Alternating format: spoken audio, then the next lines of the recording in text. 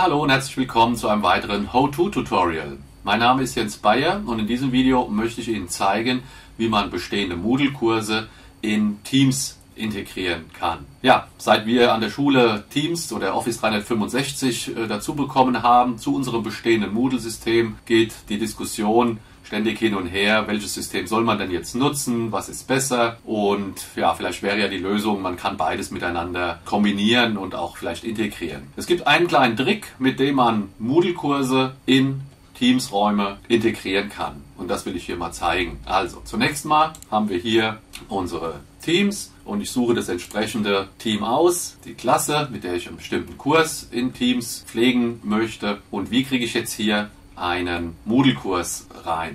Ich kann hier oben bei den Registerkarten eine zusätzliche Registerkarte hinzufügen und wähle dann hier Website. Wenn man das nicht findet oder wenn das nicht gleich hier oben steht, dann muss man das hier suchen und dann kommt das auch. Dann benenne ich diese nach dem Kurs, den ich hier einpflegen möchte, und dann kann ich hier den Link ergänzen und dazu muss ich dann in mein Moodle rein, suche den entsprechenden Kurs, öffne ihn und hole mir hier oben die URL, kopiere diese, wechsle dann wieder in mein Teams, füge das ein und speichere, und schon ist mein Moodle-Kurs als Website hier in dem Teams-Raum integriert. Und ich kann trotzdem noch hier meine verschiedenen anderen Aktivitäten ausführen. Hier oben habe ich dann noch so ein Steuerungsfeld, wo ich direkt zu der Webseite wieder rausgehen könnte. Hier aus Teams könnte sie hier in Teams nochmal neu laden. Kann auch hier